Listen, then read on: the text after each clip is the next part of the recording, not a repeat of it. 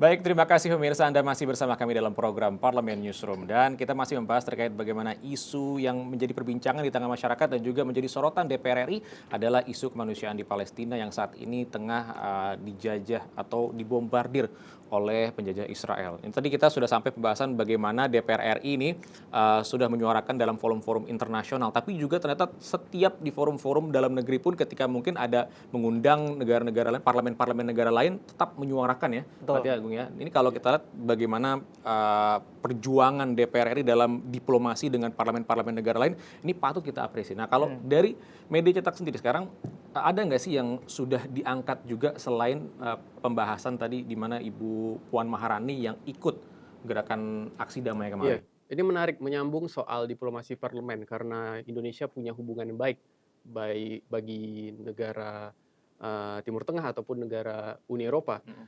Kami menangkap berita soal adanya courtesy call dari Parlemen Jerman yang diterima oleh Komisi 1 saat itu Ibu Ketua Komisi 1 Mutia Hafid. Jadi di sana pun Komisi 1 pun menyuarakan kembali soal aspirasi kita terhadap masalah konflik ini. Salah satunya itu gencatan senjata agar hal yang sifatnya luar biasa berdampak kepada masyarakat sipil di Gaza ini bisa segera dihentikan gitu. Jadi di ruang-ruang manapun DPR selalu berusaha menyuarakan itu. Dan yang menarik lagi adalah ketika rapat paripurna pembukaan masa sidang ini Yang mungkin kemarin juga ya. diliput oleh Baru TV Yang ada pembagian juga, sel Palestina. ya Iya. itu sangat unik, sangat menurut kami yang meliput itu sangat unik, sangat Sangat MVP lah kalau sangat, bahasa.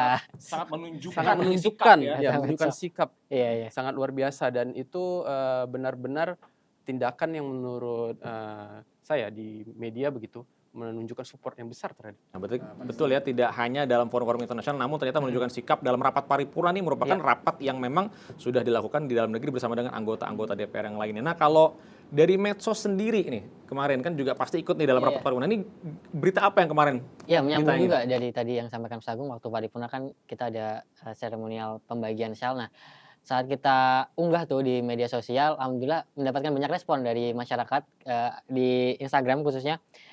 Ada 133.000 penonton yang menonton. 33.000 penonton. Nah, ini dari berbagai macam postingan mengenai isu ini yang paling tinggi yang kemarin paripurna itu.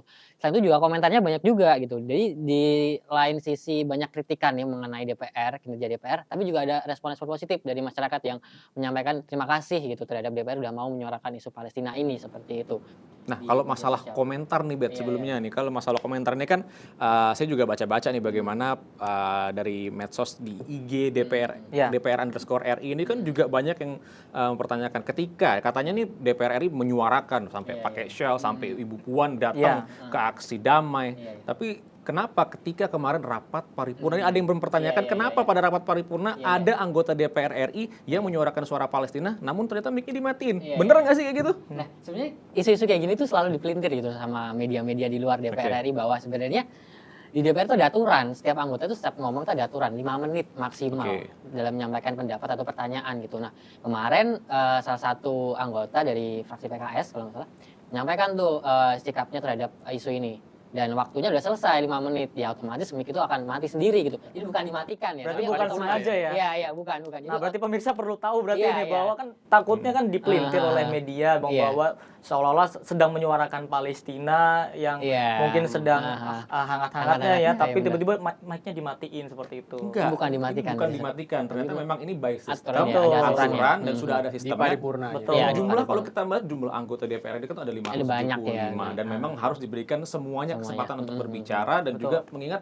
waktu rapat yang juga pastinya terbatas dan juga banyak agenda-agenda yang lainnya. Jadi bukan dimatikan ya pemirsa. Ini sudah diklarifikasi dari Biro Pemberitaan Parlemen bahwa tidak ada insiden mematikan mic yang dilakukan oleh anggota DPR RI atau ketua DPR RI. Tapi kalau misalkan kita ngomongin terkait dengan agenda-agenda sidang yang dilakukan di jauh-jauh sebelum adanya dari serangan Hamas kemarin ke Israel ya, untuk yang mengawali ini terjadi kembali, dan juga ini GKSB Indonesia Palestina di tahun 2020 ini bahkan pernah menyelenggarakan webinar dengan menghadirkan secara virtual Ahmad Bahar.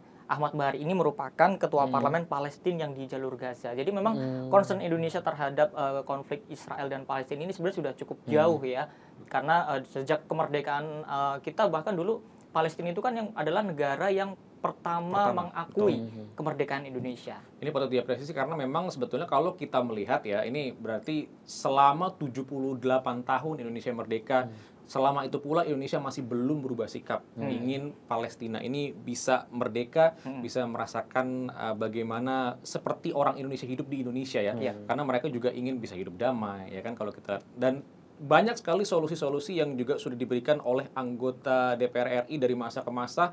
Ini seperti contoh kalau kita two-state solution yang sampai saat ini terlihat seperti sudah diterima, tapi ternyata kadang-kadang ada oknum dari Israel atau Palestina yang melakukan serangan, akhirnya batal lagi. Nah, kalau ini two-state solution ini gimana sebetulnya nih beritanya? Ya, itu sangat disayangkan sekali, padahal DPR dan sikap bangsa kita Indonesia sering mengkampanyekan hal ini di forum-forum internasional.